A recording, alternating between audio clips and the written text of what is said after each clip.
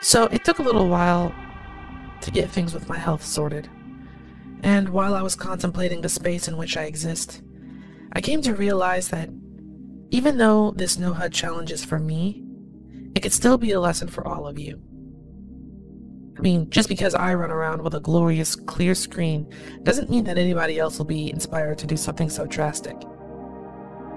So I thought, what if I tone it down a little bit and show you all how you can have a HUD that has all of the functions that you will actually need, while still leaving a game you and maybe other people will actually be able to see.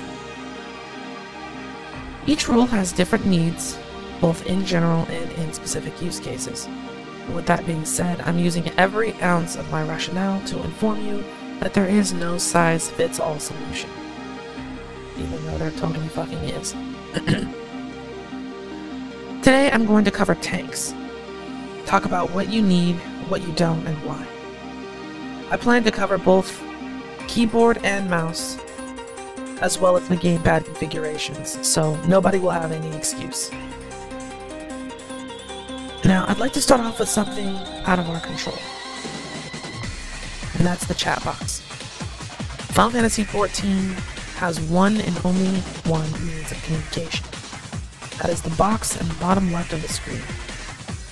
It cannot be turned off, and that I know of, it can't even be moved. Most of the people who play this game at mid to high-end content will have Discord, TeamSpeak, or any other third-party chat solution going on the side, so that they can communicate with their friends. But if you play solo, then it makes sense that there's no way to turn it off. Now, at first this was a huge annoyance. It's a common courtesy for streamers and people who make videos about this game to have an image or something that blocks the chat. Now, it's easy for me to use my own body to cover it up, but for anybody who isn't a VTuber, there's always going to be one square of the screen that isn't usable. Now, as it turns out, this is a great way for us to cheat, and we can cheat a lot depending on how much you rely on that chat box, but I'll go into that later. Tanks are a very simplistic role. All jobs in this game are responsible for doing damage to some extent, but Tank's primary purpose is to grab the attention of everything but the DPS. Enemies need to look at you, bosses need to look at you, and healers should occasionally glance at you. Now, what does a tank gain from knowing the exact health values of its allies? Not a whole lot. Honestly, even if you see a party member is dancing with death, all you can really do is kind of sit back and watch. Now, yes, I am aware that all tanks have one or two defensive abilities that can be used on allies, but having their full name and health value displayed isn't required. Now, I want you to consider the following. If you're a tank, turn off the party list, because it's not doing you or your job any good. There are settings that will display health bars over the heads of party members when their health is below 100%. Now, you'll still know the relative status of everyone, but you won't have all of the extra info. All of that fluff can be eliminated. Okay, so we covered party health, but what about our own HP? In a party, a tank's HP is more of a healer's problem, but there's a lot of content where we won't have a walking potion generator. Having your own health bar on screen is a good way of knowing if you have or haven't been knocked more than you can chew. But having it that large is a little bit overkill. I do believe there's also a setting that hides your health and MP until it goes below a certain percentage, but since I can't find it right this second and I don't want to spread misinformation, we're gonna just shrink it down a bit. Personal preference as to where you put it. Since Dark Souls and every game that mimics it have it in the top left of the screen, that could be a decent place for you to place it. I make mine really small and tuck it underneath the bottom of the chat box, since nobody really needs to know how bad I'm doing with me. Also, go ahead and disable the scenario guide. It's a redundant element because when you log in, you get a pop-up telling you about that job quest you've been putting off for 15 levels. Now, like I said before, your focus is to keep enemies' attention, so it's time to talk about the enemy list. My gut is telling me to screen turn it off, because you can see when an enemy is attacking you. But when you're in a dungeon, tanks are expected to pull groups that can at times be over 5. Relying on just the animation of 1 to 3 is okay, but beyond that, even I can admit that a simple indicator to tell you, hey, you missed one, is kind of invaluable.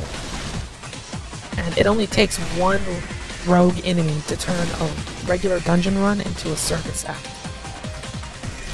Since it's a small UI element, it's not a big deal to adjust its transparency to your own taste and slap it somewhere out of the way. Or you can even leave it where it's at. It's a very unintrusive thing to have or keep. Now, notice that I went for all of the stuff on the left side first? That's because pretty much everything on the right side of the screen triggers me to no end. Having the time displayed in the upper right corner is pretty handy, so I'm willing to leave the server info element as is. But we have to talk about the minimap. Now personally, I cannot stand this. This game's minimap, even when I had it on 9.5 times out of 10, I would just open the real thing anyway. And from what I've seen, the same can be said for lots of other people. Now, I have talked about it to quite a few people, and they all insist that they use it, even when I'm actively watching them use everything but that stupid minimap. This giant gaudy compass, for whatever reason, is something people freak out about not having. So, instead of trying to fight the waves of the ocean, I propose a compromise. First, turn off the item grid. I don't know what the purpose of that is supposed to be when you're just going to open your inventory anyway. Move the minimap to the bottom right. If that's too drastic, just make it slightly smaller and add a little bit of transparency. Please.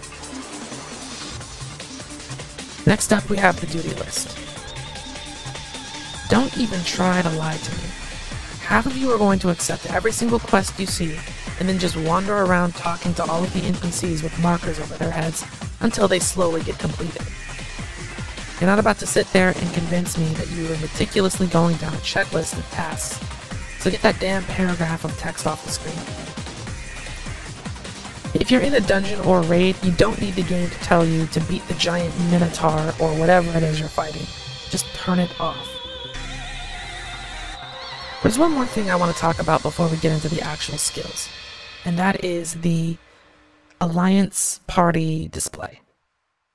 You can go ahead and turn that off, because let's be honest, if the other parties in an alliance are messing up, the chat is going to make it painfully clear that they're doing so. You don't need a visual element to know that the other alliance is messing things up. Trust me. This has gone on kind of long, so I'm going to call it here. But next time we'll talk about hotbars, hotbar placement, skills, and how you should handle those. Both global cooldown and off global cooldown. So stay tuned, and I hope you enjoy. Let me know what you think so far down in the comments below. If you have any suggestions, I'd love to hear them. Because after all, a live service game like this, an MMO, is always constantly changing and evolving. So the tools and what we use should change and evolve as well. Anyway, that's going to do it for me, and I will see you all later. Bye bye.